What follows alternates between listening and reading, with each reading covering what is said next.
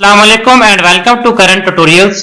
अच्छा, आज हम सिंगल फेज ट्रांसफार्मर को डिटेल से डिस्कस करेंगे। इसका वर्किंग प्रिंसिपल क्या होता है, ठीक है, इसकी EMF equation, parts, losses, efficiency, इसका सर्किट डायग्राम चेक करेंगे और टेस्ट जो है ना, ठीक है। तो स्टार्ट करते हैं। देखिए, ट्रांसफार्मर के अंदर दो साइडें होती हैं, एक प्राइमरी साइड, एक सेकेंडरी साइड, ठीक है। प्राइमरी साइड वो होती है जहां से हम सप्लाई दे रहे होते हैं, यहां से हम इनपुट दे रहे होते हैं, और सेकेंडरी वो होती है जिससे हम आउटपुट ले रहे होते हैं, ठीक है। ये जो बीच में होती है इसको हम कोर कहते हैं, ठीक है। ये मैग्नेटिक कपलिंग के लिए यूज की जाती है। कोर जो नॉर्मली लैमिनेटेड होती है, ठीक है, आपस में इंसुलेशन के बीच में होती है ताकि एडी करंट लॉसेस को कम से कम किया जा सके, ठीक है। देखिए, इस तरह से मुख्तलिफ ई शेप में होती है, आई शेप में या एल शेप में, यू शेप में, डिफरेंट फॉर्म में कोर्स होती है, सही है। वर्किंग प्रिंसिपल ऑफ ट्रांसफार्मर देखते हैं। देखिए, ट्रांसफार्मर जो है वो म्यूचुअल इंडक्शन के असूल के ऊपर काम करता है, ठीक है।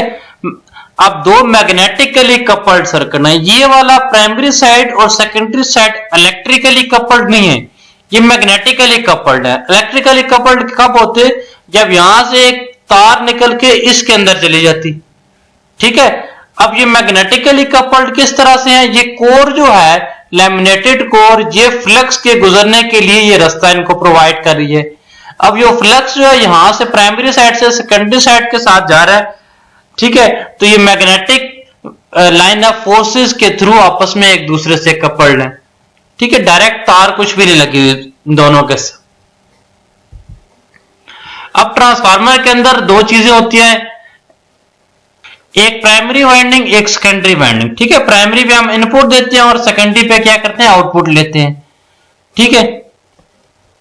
अब देखें, जब प्राइमरी पे हमने सप्लाई देते हैं तो उसके अंदर क्या होता है, फ्लक्स प्रोड्यूस होता है। जब एसी सप्लाई देते हैं तो उसके अंदर फ्लक्स प्रोड्यूस होता है। अब जब फ्लक्स प्रोड्यूस होता है तो वो लिंक करता है सेकेंडरी के साथ। जब वो सेकेंडरी वाइंडिंग के साथ लिंक करता है तो Faraday's law of electromagnetic induction के तहत उसमें इंड्यूस्ड ईएमएफ पैदा होती है, ठीक है। और वो इंड्यूस्ड ईएमएफ म्यूचुअल इंडक्शन की वजह से पैदा होती है ना। देखिए, एक सेल्फ इंडक्शन होती है जो अपने साथ ही होती है, एक म्यूचुअल होती है जो दूसरे के साथ इंड्यूस्ड ईएमएफ पैदा होती है, ठीक है। वो म्यूचुअल इंडक्शन की वजह से जो ईएमएफ पैदा होती है उसको म्यूचुअली इंड्यूस्ड ईएमएफ कहते हैं। देखिए, सेल्फ इंड्यूस्ड तो वो होगी ना, जैसे ये देखें, ये वाइंडिंग है, इसके साथ इसकी अपनी जो इंड्यूस्ड ईएमएफ होगी, ठीक है। अब जब इसके साथ दूसरी यहां पे होगी तो वो म्यूचुअल इंड्यूस्ड ईएमएफ होगी, ठीक है। जैसे आप फेसबुक में, आपको पता है, म्यूचुअल फ्रेंड्स वगैरह। अच्छा, अगर ट्रांसफार्मर को डीसी दे दिया जाए तो फिर क्या होगा, ठीक है। जब ट्रांसफार्मर को डीसी सप्लाई दे दी जाए तो उसमें rate of change of flux नहीं होगा। जब rate of change of flux नहीं होगा, उसका लिंकेज नहीं होगा, तो इंड्यूस्ड ईएमएफ क्या हो जाएगी, जीरो हो जाएगी। उससे ट्रांसफार्मर को कोई फर्क नहीं पड़ेगा, सही है। आइडियल ट्रांसफार्मर देखते हैं। देखिए, आइडियल ट्रांसफार्मर वो होता है जो प्रैक्टिकली एग्जिस्ट नहीं करता, ठीक है, जिसमें जीरो, कोई फ्लक्स लीकेज ना हो, ठीक है, जिसके अंदर वाइंडिंग की कोई रेजिस्टेंस ना हो, कोर की परमेबिलिटी इनफाइनाइट हो, ठीक है। अब लॉसेस बिल्कुल, मतलब किसी किस्म का कोई लॉस ना हो, ऐसा ट्रांसफार्मर आइडियल ट्रांसफार्मर होता है, जिसमें जितनी आप इनपुट दें उतनी आपको आउटपुट मिल जाए। ट्रांसफॉर्मेशन रेशियो देखते हैं। अब देखें, ट्रांसफॉर्मेशन रेशियो होती है, जैसे देखें, अगर इनपुट और आउटपुट बराबर हो जाए तो V1 I1 is equal to V2 I2, ठीक है। V1 I1 is equal to V2 I2। अब I2 जो है दूसरी तरफ जाके डिवाइड हो जाएगा तो ये बनेगा V2 by V1 is equal to I1 by I2। इसी तरह जो ट्रांसफॉर्मेशन रेशियो होती है वो E2 bye E1 N2 bye N1, लेकिन करंट के केस में उल्टा होता है, ठीक है, I1 बाय I2 होता है। इस ट्रांसफॉर्मेशन रेशियो की बेस पे हम बता सकते हैं कि ट्रांसफार्मर स्टेप अप है या स्टेप डाउन है, ठीक है। अब ट्रांसफॉर्मेशन रेशियो की बेस पे हम कैसे बताएंगे, अगर K की वैल्यू ग्रेटर देन 1 है तो वो स्टेप अप ट्रांसफार्मर होगा। अगर K की वैल्यू लेस देन 1 है तो वो क्या हो जाएगा, स्टेप डाउन ट्रांसफार्मर हो जाएगा। अगर K इज इक्वल टू 1 है तो उसको हम आइसोलेशन ट्रांसफार्मर कहते हैं। ठीक है, के ग्रेटर देन 1 होगा तो इसका मतलब है सेकेंडरी साइड के वोल्टेज ज्यादा है तो वो स्टेप अप हो जाएगा। के लेस देन 1 होगा तो इसका मतलब है सेकेंडरी साइड के वोल्टेज कम है तो वो स्टेप डाउन हो जाएगा। अब के इज इक्वल टू 1 है तो दोनों साइडों के बराबर है तो इसको हम आइसोलेशन ट्रांसफार्मर कहते हैं या 1 to 1 भी कहते हैं। अच्छा, ईएमएफ इक्वेशन देखते हैं ट्रांसफार्मर की। ईएमएफ इक्वेशन देके इसको प्रूव भी करते हैं। देखिए ट्रांसफार्मर के अंदर नंबर ऑफ टर्न्स होते हैं, प्राइमरी साइड के होते हैं, सेकेंडरी साइड। अब प्राइमरी साइड के टर्न्स को हम से N1 कहते हैं तो सेकेंडरी साइड को हम N2 कह देते हैं। ठीक है, फ्लक्स जो है उसको हम फाई से जाहिर करते हैं, phi is equal to B dot A होता है। ठीक है, एफ क्या है, फ्रीक्वेंसी। फ्रीक्वेंसी किसमें होता है, साइकिल्स पर सेकंड यानी कि हर्ट्ज में होती है। अब rate of change of flux, rate of change of flux क्या है, जो फ्लक्स के अंदर रेट ऑफ चेंज है। देखिए फ्लक्स 0 से स्टार्ट हो रहा है और मैक्सिमम तक जा रहा है। ठीक है, तो यहां पे कितना होगा, 5 मैक्सिमम। अगर टोटल टाइम देखें यहां से लेकर यहां तक टोटल टाइम इसका क्या है, टी, टाइम पीरियड टी है ना, तो फ्लक्स 0 से मैक्सिमम तक पहुंचने में कितना टाइम लेता है, T/4 है ना। अब देखना यहां से लेकर यहां तक टी है तो इधर तक क्या हो जाएगा, T डिवाइडेड बाय 2 यानी कि आधा टाइम। इधर तक क्या हो जाएगा, T डिवाइडेड बाय 4 यानी कि टाइम का चौथा हिस्सा। तो rate of change of flux क्या हो जाएगा, 5 मैक्सिमम डिवाइडेड बाय T। ठीक है, d5/dt। Rate of change of flux d5/dt। Flux जो है 0 से 5 मैक्सिमम हो रहा है तो 5 मैक्सिमम से 0 माइनस कर दिया तो 5 मैक्सिमम ही रहा।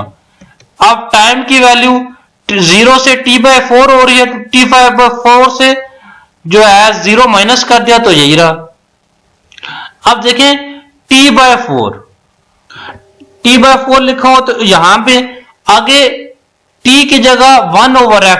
देखें टाइम पीरियड जो होता है वो फ्रीक्वेंसी का रेसिप्रोकल होता है तो यहां T is equal to 1/f लिख देंगे। जब T is equal to 1/f लिख देंगे तो वो f भी नीचे चला जाएगा तो ओवरऑल क्या बन जाएगा, 1/4f। अब 1/4f ये नीचे डिवीजन के नीचे एक और डिवीजन है तो ये उल्टा होके इसके साथ मल्टीप्लाई हो जाएगा। जब मल्टीप्लाई हो जाएगा तो ये 4f5 मैक्सिमम आ जाएगा। ठीक है ना, ये देखना इसके नीचे 1/1/4f है। ठीक है, तो इसका रेसिप्रोकल लेके इसके साथ मल्टीप्लाई कर देंगे 4f5 मैक्सिमम आ गया। ये क्या है, average rate of change of flux. अब average rate of change of flux पर टर्न यानी कि हर टर्न के बीच में कितना होगा, एक टर्न में तो इतना है ना। अब n नंबर ऑफ टर्न्स हो तो उसके साथ क्या करेंगे, n को मल्टीप्लाई कर देंगे। ठीक है, इसी तरह average rate of change of flux पर टर्न जो है अभी हमने फाइंड किया, इसके अगर हम आरएमएस वैल्यू फाइंड करें तो आरएमएस वैल्यू के लिए हमें इसको फॉर्म फैक्टर से मल्टीप्लाई करना पड़ता है। फॉर्म फैक्टर होता है 1.11। ठीक है, फॉर्म फैक्टर होता है RMS value divided by average value. ठीक है, जब आरएमएस को एवरेज वैल्यू से डिवाइड करते हैं तो हमें फॉर्म फैक्टर मिलता है जो कि 1.11। इसको जब 1.11 से मल्टीप्लाई कर दिया तो ये 4.44 आ गया। ठीक है, अब ये एक टर्न का है, n नंबर ऑफ टर्न्स के लिए हम क्या करेंगे, इसको n से मल्टीप्लाई करेंगे। अगर आपकी प्राइमरी साइड है तो n1 से मल्टीप्लाई करेंगे, अगर सेकेंडरी साइड है तो n2 से मल्टीप्लाई करेंगे। जब प्राइमरी साइड पे n1 से मल्टीप्लाई करेंगे तो हमें प्राइमरी साइड की ईएमएफ यानी कि E1 मिलेगी। इसी तरह सेकेंडरी साइड पे जब n2 से मल्टीप्लाई करेंगे तो हमें क्या मिलेगा, E2 मिलेगा, सेकेंडरी साइड की ईएमएफ। ठीक है, अच्छा ईएमएफ इक्वेशन को हम एक और तरीके से भी प्रूव कर सकते हैं। ठीक है, ईएमएफ इक्वेशन ऑफ ट्रांसफार्मर। अब देखिए हमारे पास V is equal to V maximum sine omega T, इसी तरह phi is equal to phi maximum sine omega T, यानी कि ये साइनोसाइडल फॉर्म में होते हैं तो साइनोसाइडल फॉर्म में चेंज हो रहे होते हैं। अब ईएमएफ की बात करें तो डिस्चार्जिंग के केस में -N/d∅dt होता है, -N/d∅dt। और फाई की वैल्यू क्या, phi maximum sine omega T. Phi maximum sine omega T का जब टाइम के लिहाज से डेरिवेटिव लेंगे तो phi as a constant treat होगा, ये बाहर आ जाएगा। साइन का डेरिवेटिव कॉस और ओमेगा टी का डेरिवेटिव ओमेगा। अब साइन का डेरिवेटिव माइनस कॉस, नहीं सॉरी, साइन का डेरिवेटिव कॉस और ओमेगा टी का डेरिवेटिव सिर्फ ओमेगा साथ आ गया ना। अब ये आ गया, इसके बाद ये नेगेटिव साइन डिस्चार्जिंग की वजह से है। अब कॉस को अगर साइन में कन्वर्ट करें तो कॉस होता है sign omega T plus 90 degree, है ना। कॉस थीटा होता है साइन थीटा प्लस 90, या अगर हम इसको यूं भी लिख सकते हैं माइनस साइन थीटा माइनस 90। जब माइनस साइन थीटा माइनस 90 लिखेंगे तो ये वाला माइनस और वो वाला माइनस आपस में एक दूसरे से कैंसिल आउट हो जाएंगे, यानी कि minus cos theta is equal to होता है sine theta minus 90 degree. Omega is equal to 2 pi F के इक्वल होता है, ओमेगा की जगह 2 पाई एफ डाल दिया। तो यहां से हमें अगर प्राइमरी साइड के नंबर ऑफ टर्न है तो n1 से मल्टीप्लाई करना पड़ेगा। ये देखें ना, ये साइन के लिहाज से आता है। अब देखें ये इसकी E1 की वैल्यू है। अब E की मैक्सिमम वैल्यू कितनी होगी, ये वाली। सिर्फ मैक्सिमम कब होगी, जब साइन इज इक्वल टू 1 हो। जब साइन 1 होगा तो ये क्या आ जाएगा, EM1 is equal to omega n1 phi. ठीक है। इसी तरह अगर इसकी RMS वैल्यू निकालनी है, ठीक है, तो हम कैसे फाइंड करेंगे, इसको स्क्वायर रूट 2 से डिवाइड कर देंगे। ठीक है, जब स्क्वायर रूट 2 से डिवाइड कर देंगे तो ये हमारे पास आ जाएगा 4.44 FN15। ठीक है, तो इस तरह हम इसकी सेकेंडरी साइड के निकालना चाहे तो N2 से मल्टीप्लाई कर देंगे। पैरेलल ऑपरेशन ऑफ ट्रांसफार्मर और उसकी रेटिंग चेक करते हैं। देखिए पैरेलल ऑपरेशन हम यूज करते हैं जब हमारा लोड ज्यादा हो जाए, अवेलेबिलिटी ऑफ लार्ज ट्रांसफार्मर, जब हमारे पास बड़ा ट्रांसफार्मर मौजूद ना हो, ठीक है, या हमारे पास लोड ज्यादा हो जाए। इसके अलावा हम रिलायबिलिटी को इंक्रीज करने के लिए इस्तेमाल करते हैं। ठीक है, हमारे पास मल्टीपल ट्रांसफार्मर होते हैं, अगर कोई एक खराब हो जाए तो हम क्या करते हैं, उसमें से वो निकाल के ले जाते हैं। ठीक है, और बाकी सिस्टम हमारा चलता रहता है।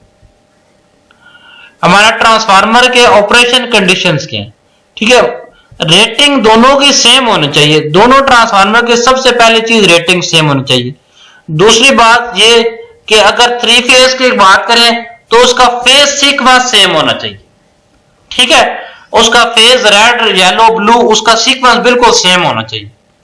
ट्रांसफार्मर उसकी जो वोल्टेज रेशियो है वो दोनों के सेम होने चाहिए। इसके अलावा पर यूनिट इंपीडेंस वो भी सेम होने चाहिए ट्रांसफार्मर को पैरेलल में कंडक्ट लगाने के लिए। रेटिंग्स जो हमारे ट्रांसफार्मर केवीए में होता है, ठीक है, नंबर ऑफ फेज उसमें गिवन होते हैं। प्राइमरी साइड के वोल्टेज का पता होना चाहिए, उसमें प्राइमरी साइड की करंट होती है, फ्रीक्वेंसी और कूलिंग कौन सी तरह की, ठीक है, एयर फोर्स है, ऑयल वाली है, दूसरे वाली। ट्रांसफार्मर के कुछ पार्ट्स देखते हैं। देखिए ट्रांसफार्मर हमारे पास इस तरह से आता है ना। देखिए ये इसके अंदर ये जो है ये कोर लगी होती है, ये वाइंडिंग्स है, ये टर्मिनल्स है, उसके टर्मिनल्स के ऊपर ब्रशेस लगे होते हैं। ठीक है, ट्रांसफार्मर के अंदर ऑयल पड़ा होता है, ऑयल के ऊपर एक कंजर्वेटर होता है, उसके साथ एक ब्रीदर होता है। इसके थ्रू क्या लगता है ट्रांसफार्मर सांस लेता है ना, इसके साथ इसके अंदर क्या सिलिका जेल पड़ी होती है ताकि इसके अंदर नमी ना आए। इसको 1 बाय 1 डिटेल से डिस्कस करते हैं। ठीक है, ये सारे पार्ट्स इसके देखते हैं। अब सबसे पहली चीज कोर। कोर क्या होती है, हमारे पास कोर जो है उसको हम लैमिनेटेड बनाते हैं ताकि उससे हम eddy current losses, hysteresis losses कम से कम कर सकें। ठीक है, ताकि वो लो रिलक्टेंस प्रोवाइड करे। कोर से हमारा मैग्नेटिक कपलिंग होती है प्राइमरी साइड से सेकेंडरी साइड। ट्रांसफार्मर के अंदर 2 वाइंडिंग्स होती है, एक प्राइमरी साइड एक सेकेंडरी साइड। जिस साइड से हम सप्लाई देते हैं उस साइड से हम, वो साइड हमारी प्राइमरी होती है, जहां से आउटपुट लेते हैं वो सेकेंडरी होती है। अब इंसुलेटिंग मटेरियल्स, नॉर्मली हम इंसुलेटिंग मटेरियल्स को रबड़ वगैरह इस तरह की चीज, पेपर भी इस्तेमाल करते हैं लेमिनेशन, कोर के अंदर लेमिनेटेड बनाने के लिए। और इसके अलावा ट्रांसफार्मर में ऑयल भी इसी काम करता है। ट्रांसफार्मर ऑयल का काम कूलिंग करना और साथ में इसको इंसुलेशन प्रोवाइड करना भी होता है। ठीक है, नॉर्मली हमारे ट्रांसफार्मर के अंदर एयर कूलिंग ही यूज की जाती है। कंजर्वेटर का काम ये होता है कि देखें, ये ट्रांसफार्मर के ऊपर वाली साइड पे लगा होता है। अभी मैं आपको दिखाता हूं ना, ट्रांसफार्मर के ऊपर लगा होता है, इसके ऊपर इसको क्या करते हैं, फिल करके रखते हैं। नॉर्मली जब ट्रांसफार्मर गर्म होता है तो ऑयल उबल के इसके अंदर चला जाता है, ठीक है। अब उसके साथ ब्रीदर लगा होता है, ब्रीदर के अंदर सिलिका जेल पड़ी होती है।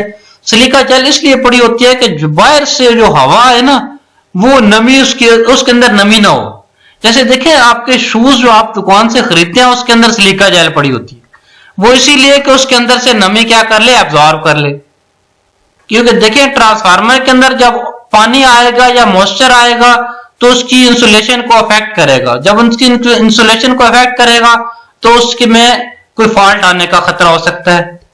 इसके बाद टेप चेंजर देखते हैं। देखिए, टेप चेंजर यूज किया जाता है ट्रांसफार्मर के अंदर वोल्टेज की विद इन ट्रांसफार्मर वेरिएशन लाने के लिए, ठीक है। दो तरह के टेप चेंजर होते हैं, एक ऑन लोड और एक of load. On load transformer चलते हुए इस्तेमाल किया जा सकता है, और ऑफ लोड के लिए हम क्या करते हैं, उस ट्रांसफार्मर को उतारना पड़ता है और सप्लाई से डिस्कनेक्ट करना पड़ता है, ठीक है। टेप चेंजर से हम ट्रांसफार्मर के आउटपुट वोल्टेज चेंज कर सकते हैं। कूलिंग ट्यूब्स ट्रांसफार्मर के अंदर, ठीक है, कूलिंग ट्यूब जैसे इसके नाम से जाहिर है कि इस ट्रांसफार्मर को कूल करने के लिए इस्तेमाल की जाती है, ठीक है। इसके अंदर ऑयल सर्कुलेट किया जा सकता है, एयर सर्कुलेट किया जा सकता है, नेचुरल तरीके से या फोर्स तरीके से इंसुलेट किया जा सकता है। बकल्स रिले क्या काम करती है? देखिए, रिले जैसे इसके नाम से जाहिर है कि रिले क्या करती है, ट्रिपिंग सर्किट को सिग्नल देती है ताकि ट्रांसफार्मर को ट्रिप करवा दे, ठीक है। बकल्स रिले का काम ये होता है कि ट्रांसफार्मर के अंदर से जो गैस निकल रही होती है ना, उसकी बेस पे ये अंदाजा लगाती है कि ट्रांसफार्मर के अंदर कितना मसला है, ठीक है। उसकी बेस पे ट्रांसफार्मर को ट्रिप करवा देती है, ठीक है। ये इसके ऊपर लगी होती है, जैसे ट्रांसफार्मर के ऊपर ऑयल, उस ऑयल में से गर्म हवा निकलती है, उसकी बेस पे ये डिसाइड करती है कि ट्रांसफार्मर को कैसे ट्रिप कराना। एक्सप्लोजन इवेंट, ठीक है, ट्रांसफार्मर के अंदर बहुत ज्यादा कोई मसला हो जाए तो ये क्या कहता है, ट्रांसफार्मर को फटने से बचा लेता है ना। जैसे आपको पहले बताया, टेप चेंजर्स ऑफ लोड के केस में होता है, एक ऑन लोड के केस में होता है, दोनों केसेस में इस्तेमाल हो सकते हैं। ट्रांसफार्मर के पार्ट्स को थोड़ा विजुलाइज करें। देखें, ये ट्रांसफार्मर है ना, ठीक है, ये इसका टैंक है, ये बाहर वाला, ठीक है। टैंक के अंदर क्या ऑयल भरा हुआ है, उसके साथ ये टर्मिनल्स हैं, टर्मिनल के ऊपर क्या लगे हुए हैं, ब्रशेस लगे हुए हैं, ठीक है। अब यहाँ पे प्रेशर वेंट रिलीफ इसके साथ लगा हुआ है, इसके साथ ये सारा कूलिंग सिस्टम है, ठीक है। इसके अंदर रेडिएटर लगा होता है, कूलिंग के अंदर ट्यूब लगी होती हैं, उससे ट्रांसफार्मर क्या होता है, कूल हो रहा होता है, ठंडा हो रहा होता है। इसके अलावा ये वो पार्ट है ट्रांसफार्मर के अंदर, ये कंजर्वेटर है, ठीक है। ये कंजर्वेटर में इसके अंदर ऑयल भरा हुआ होता है और इसके अंदर से गुजरने वाली हवा सीधी जाती है बकस रिले के अंदर, ठीक है। बकस रिले देखें, यहां से गुजर के, जैसे इसमें से गुजरने वाली हवा की बेस पे बकस रिले बताती है कि सिस्टम को ट्रिप कराना या नहीं कराना, ठीक है। इसके अलावा यहाँ पे जो ट्रांसफार्मर सांस लेता है उसके लिए ये देखिए, ये ब्रीदर लगा होता है, ठीक है। ब्रीदर के अंदर सिलिका जेल पड़ी होती है सफेद कलर की। सिलिका जेल के अंदर से जब हवा गुजर के उस ट्रांसफार्मर के अंदर आती है, जब हवा गुजर के आती है तो उसके अंदर नमी नहीं रहती, ठीक है। और इसके अलावा ये इसके अंदर कोर लगी होती है, कोर में दोनों साइडें होती है। ट्रांसफार्मर के अंदर लॉसेस देखते हैं, कौन कौन से लॉसेस होते हैं और कैसे होते हैं, ठीक है। ट्रांसफार्मर के अंदर कॉपर लॉस होते हैं। कॉपर लॉसेस क्या होते हैं, फ्लो ऑफ करंट की वजह से होते हैं। मैग्नेटिक लॉसेस में हिस्टैरिसीस लॉसेस और एडी करंट लॉसेस दोनों आते हैं, ठीक है।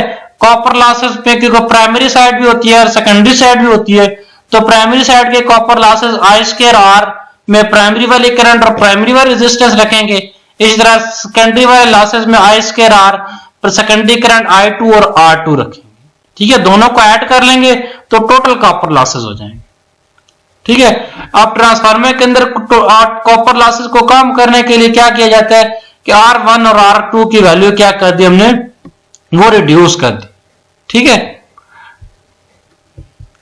अब आयरन लॉसेस में हिस्टैरिसीस लॉसेस और एडी करंट लॉसेस दोनों होते हैं। हिस्टैरिसीस लॉसेस का ताल्लुक फ्रीक्वेंसी के साथ होता है और वोल्टेज के साथ होता है, ठीक है।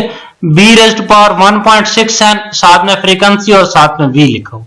के एच क्या हिस्टैरिसीस कांस्टेंट, ठीक है। फ्लक्स डेंसिटी के ऊपर B flux magnetic flux density के ऊपर डिपेंड कर रहा है, फ्रीक्वेंसी के ऊपर डिपेंड कर रहा है और वोल्टेज के ऊपर डिपेंड कर रहा है, ठीक है। Directly proportional to the frequency and voltage given by eddy current losses B magnetic flux density, F frequency और यहां पे टी देखें थिकनेस, ठीक है। अब जितना ट्रांसफार्मर की जो कोर है वो मोटी होगी उतने ही एडी करंट लॉसेस उसमें स्केयर के लिहाज से ज्यादा होंगे, ठीक है। तो हम ट्रांसफार्मर की जो कोर होती है उसको पतला से पतला रखने की कोशिश करते हैं ताकि उसमें एडी करंट लॉसेस रिड्यूस किए जाएं, ठीक है। और फ्रीक्वेंसी तो हमारी कांस्टेंट होती है, उसके साथ हम कुछ गेम नहीं कर सकते। ट्रांसफार्मर की एफिशिएंसी देखते हैं। देखिए एफिशिएंसी होती है आउटपुट ओवर इनपुट, ठीक है। अब आउटपुट आप निकाल सकते हैं, इनपुट में से लॉसेस माइनस कर दे तो भी आउटपुट निकल आती है। अगर आपके पास आउटपुट हो उसमें से इनपुट निकालनी हो तो आउटपुट के अंदर लॉसेस ऐड कर दे तो वो इनपुट बन जाती है, ठीक है। लॉसेस किस तरह के होते हैं, आयरन लॉसेस और कॉपर लॉसेस, दो जनरल लॉसेस। आयरन लॉसेस को पीआई से और कॉपर लॉसेस को पीसी से जाया करते हैं। Copper losses I square R से फाइंड करते हैं और आयरन लॉसेस में हिस्टैरिसीस और एडी करंट लॉसेस दोनों होते हैं, ठीक है। हिस्टैरिसीस लॉसेस जो मैग्नेटिक उसकी प्रॉपर्टीज की वजह से होते हैं और एडी करंट लॉसेस जितना लेमिनेटेड बनाया जाए उतना बेहतर रहता है। ट्रांसफार्मर की वोल्टेज रेगुलेशन देखते हैं। देखिए वोल्टेज रेगुलेशन होती है no load voltage minus full load voltage divided by full load voltage, ठीक है। अगर ट्रांसफार्मर के ऊपर नो लोड जो वोल्टेजेस हैं वो ज्यादा होते हैं जो फुल लोड के वोल्टेज की निस्बत, तो नो लोड के वोल्टेज ज्यादा होंगे हमेशा इसकी निस्बत। No load voltage minus full load divided by full load voltage, ठीक है। इसकी वोल्टेज की आरएमएस के लिए यूज की जाती है और परसेंटेज के लिए इसको 100 से मल्टीप्लाई किया जाता है, ठीक है। एक आइडियल ट्रांसफार्मर के केस में वोल्टेज रेगुलेशन क्या होगी, जब नो लोड और फुल लोड दोनों बराबर हो जाएंगे तो ये जीरो हो जाएगी, तो उसकी वोल्टेज रेगुलेशन 0% होगी, यानी कि उसमें कोई वोल्टेज चेंज नहीं हो रही। Maximum power transfer condition of transformer, maximum power कब ट्रांसफर होती है ट्रांसफार्मर के केस में, ठीक है। मैक्सिमम पावर ट्रांसफर तब होती है जब ट्रांसफार्मर के अंदर आयरन लॉस और कॉपर लॉस बराबर हो जाए, ठीक है। आयरन लॉस और कॉपर लॉस जब दोनों इक्वल हो जाएं तो तब मैक्सिमम पावर ट्रांसफर होती है, ठीक है। अगर प्राइमरी साइड की करंट को हम ज़ाहिर करें P is equal to V I cos phi, ठीक है। एफिशिएंसी क्या होती है, आप इनपुट में से लॉसेस माइनस कर दें, नीचे क्या कर दिया डिवाइडेड बाय इनपुट। देखिए एफिशिएंसी होती है आउटपुट ओवर इनपुट, है ना, आउटपुट ओवर इनपुट। इनपुट क्या है वी आई कॉस फाई, तो आउटपुट क्या हो जाएगी V I cos phi minus losses, ठीक है। माइनस लॉसेस कौन से होंगे, कुछ कॉपर लॉसेस होंगे, ठीक है, आई स्क्वायर आर, कुछ इसके अंदर आयरन लॉसेस होंगे डब्ल्यू आई, ठीक है। आयरन लॉसेस किसका मजमुआ होते हैं, हिस्टैरिसीस लॉसेस और एडी करंट लॉसेस का। अब इसको अलग-अलग डिवाइड करें तो यहाँ पे इसको इससे अलग डिवाइड करें तो यहाँ पे 1 आ जाएगा, V I cos phi divided by V I cos phi 1 आ गया, I square R divided by V I cos phi. इसी तरह आई स्क्वायर आर है तो एक इस आई से कट जाएगा तो ये आई आर बन जाएगा, ठीक है। इसी तरह यहाँ पे W I divided by V I cos phi, उसमें ऊपर कोई भी कॉमन चीज है तो कुछ भी नहीं कटेगा, ठीक है। अब इसमें रेट ऑफ चेंज लेते हैं, ठीक है। जब इसका रेट ऑफ चेंज लिया, ठीक है, इसको जब डेरिवेट किया तो जब 1 का डेरिवेटिव क्या आ जाएगा 0 आ जाएगा, है ना। अब यहां आई 1 है, आई का डेरिवेटिव 1, ठीक है, आई का डेरिवेटिव 1 और बाकी एज इट इज क्योंकि करंट के लिहाज से डेरिवेट कर रहे हैं। अब यहां डिवाइडेड बाय आई है, आई रेज पावर -1 है तो आई रेज पावर -2 हो जाएगा, ये माइनस और माइनस आपस में प्लस हो जाएंगे, ठीक है।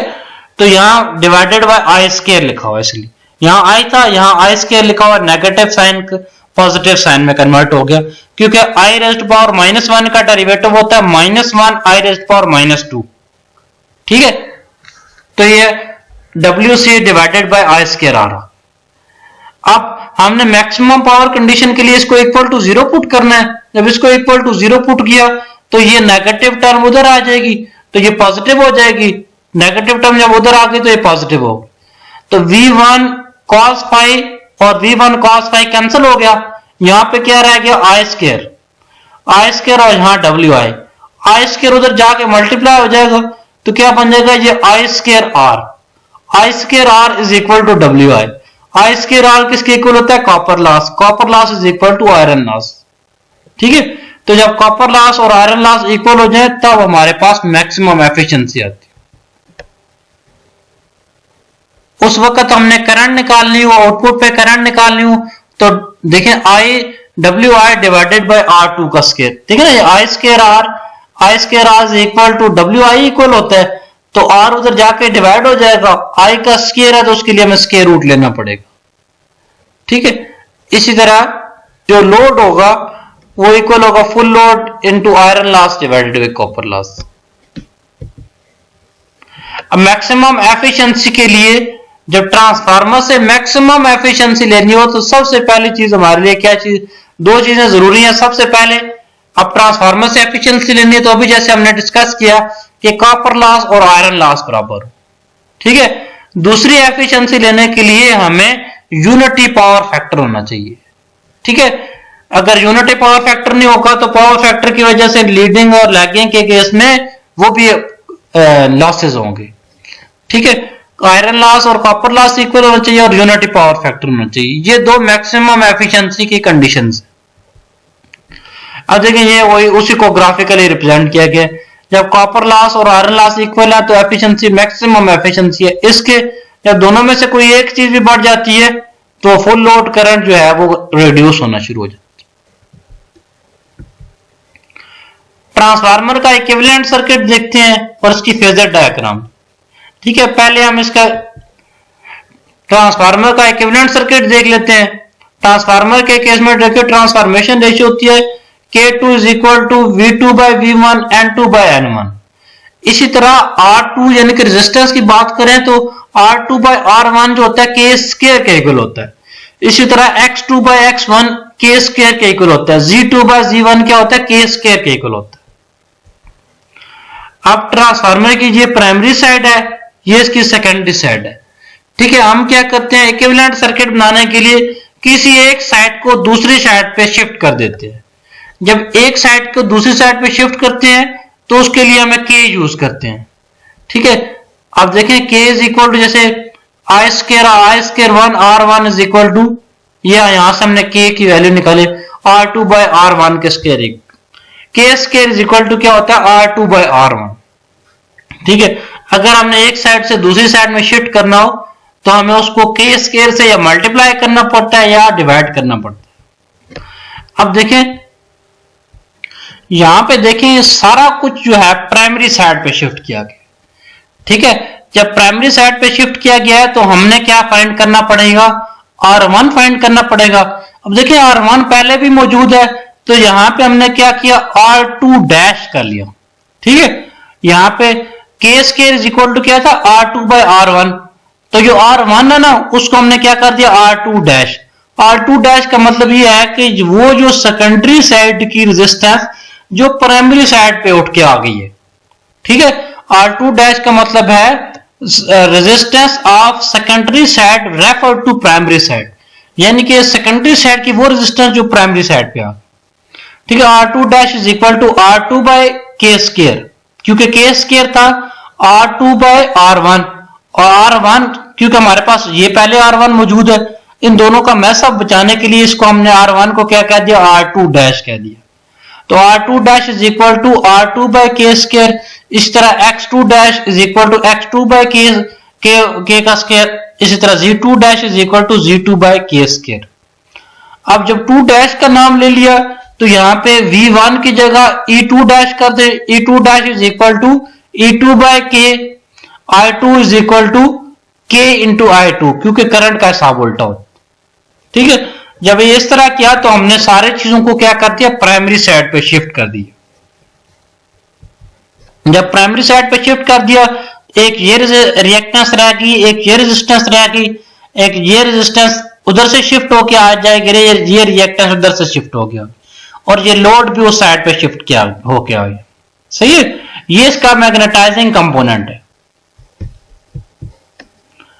मैग्नेटाइजिंग कंपोनेंट की वैल्यू बहुत कम होती है, तो हम इसको क्या कर सकते हैं, इसको मिनिमाइज भी कर सकते हैं, इसको खत्म भी कर सकते हैं अप्रोक्सीमेट सर्किट बनाने के लिए।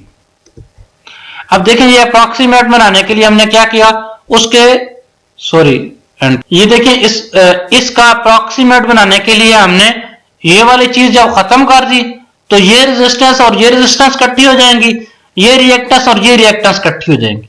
जब दोनों इकट्ठी हो जाएंगी तो हमारे पास एक सिंपल सा आसान सर्किट बन जाएगा। R01 एक का नाम रख दिया, एक का X01 रख दिया और ये लोड रख दिया। ठीक है, अप्रोक्सीमेट में हमने क्या किया, ये मैग्नेटाइजिंग कंपोनेंट खत्म कर दिया। जब ये खत्म किया तो ये रेजिस्टेंस और ये रेजिस्टेंस सीरीज में ऐड कर ली, ये रिएक्टेंस और ये रिएक्टेंस सीरीज में ऐड कर ली। R1 डैश और R2 मिलकर R01 बन गए, X1 और X2 डैश, ठीक है, ये मिलके क्या बन गए X01 सॉरी। ठीक है, इसका हमने इस तरह अप्रोक्सीमेट इक्विवेलेंट बना ली। फेजर डायग्राम देखते हैं ट्रांसफार्मर की कैसे बनाई जाती है। देखिए नॉर्मली हमारे पास लैगिंग पावर फैक्टर होता है। लैगिंग पावर फैक्टर का मतलब है वोल्टेज से करंट क्या होगी, पीछे रह रही है।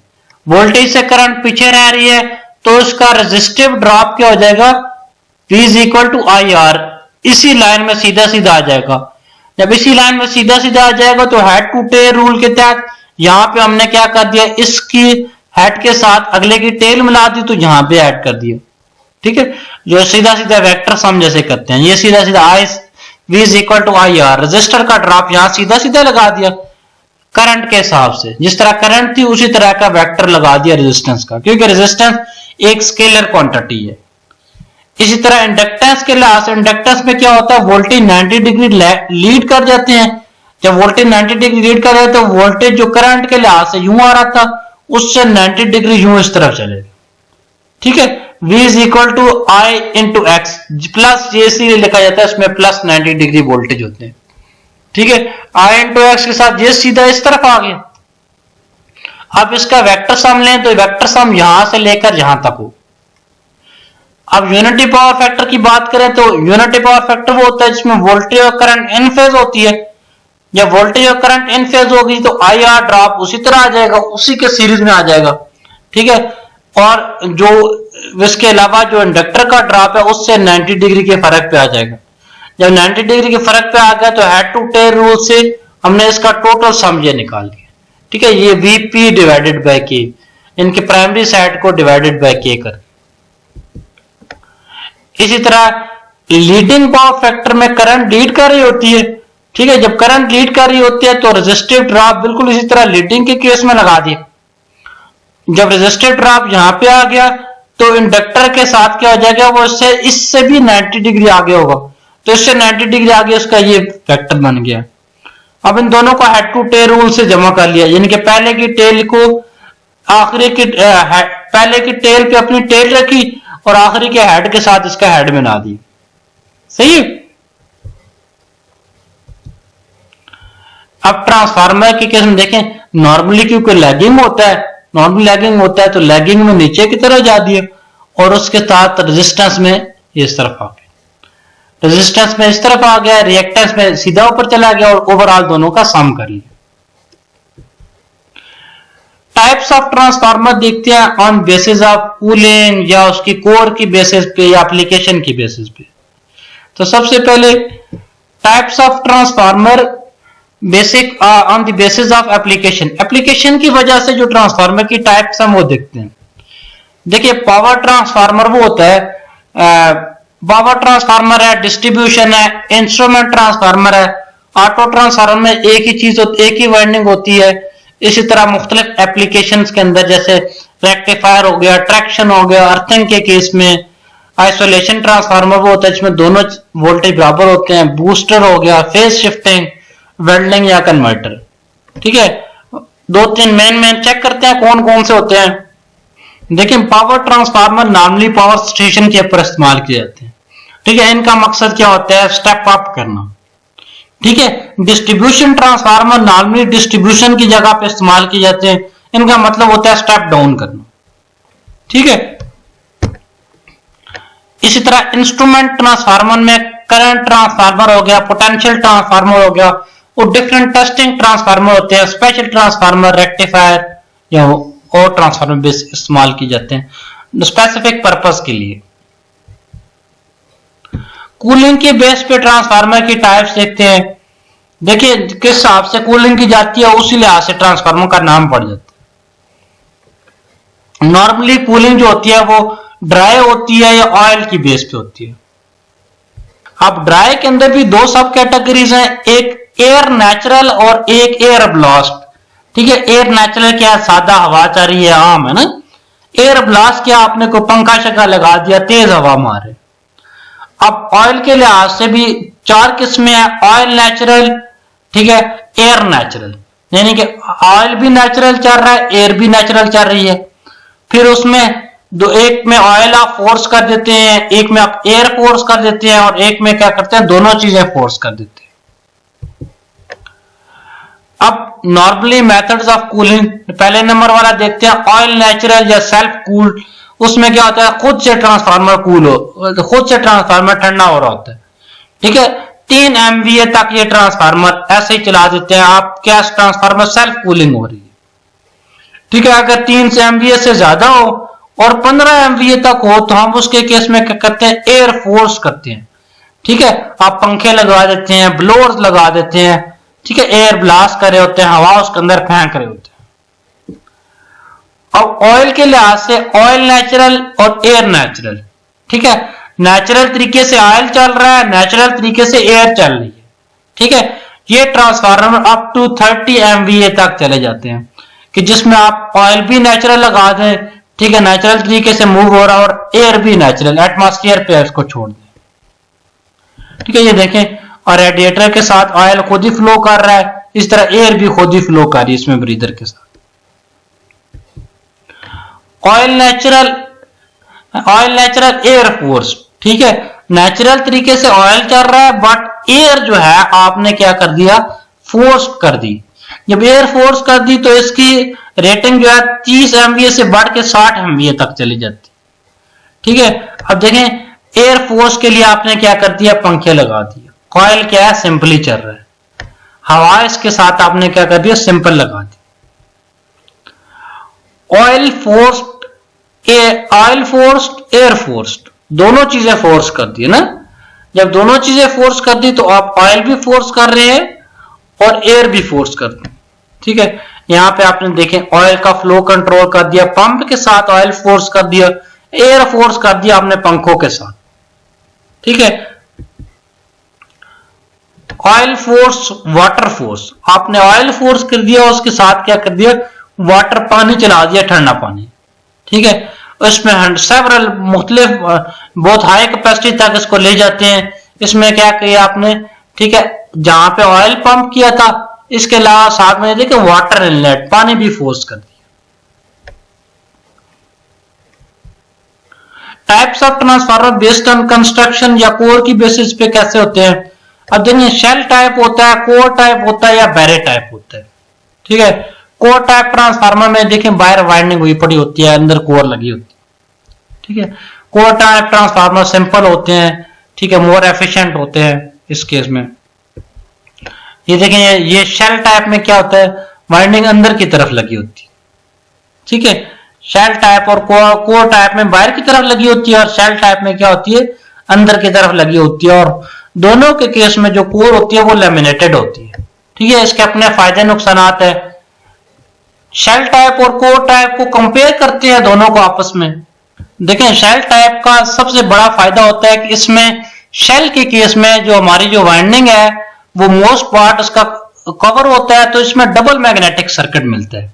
ठीक है, कोर टाइप में सिंगल मैग्नेटिक सर्किट मिलता है। ठीक है, इसीलिए shell type transformer single phase के अलावा 3 फेज में 3 लेंस में भी इस्तेमाल की जा सकती है। इसमें ज्यादा हाई वोल्टेज के केस में इस्तेमाल की जा सकती है। कोर टाइप को कंपैरेटिवली लो वोल्टेज के केस में और सिंगल फेज के केस में इस्तेमाल किया जाता है, क्योंकि आपकी कोर में दोनों वाइंडिंग अलग अलग लगी होती हैं, और नॉर्मली जो कोर होती है वो अनसर्कल होती है। ठीक है, अब देखें कंस्ट्रक्शन में देखें, ये कोर टाइप में, ठीक है, अलग अलग वाइंडिंग लगा दी। शेल टाइप में क्या कर दिया, एक दूसरे के ऊपर वाइंडिंग चढ़ा दी। इसी तरह बैरी टाइप में क्या होता है, आपकी वाइंडिंग स्पेशल हाई वोल्टेज के लिए, लो वोल्टेज के लिए अलग-अलग वाइंडिंग होती है। देखिए ये हमारे पास कोर टाइप है, ये शेल टाइप है जिसमें एक ही टांग के ऊपर दोनों वाइंडिंग्स लगी हुई हैं, और ये बैरेट टाइप है इसमें छोटे छोटे वाइंडिंग्स जो है अलग-अलग डिस्ट्रीब्यूट की गई। ठीक है, आप करंट ट्यूटोरियल्स को सब्सक्राइब कीजिएगा। नेक्स्ट क्लास में हम 3 फेज ट्रांसफार्मर डिस्कस करेंगे।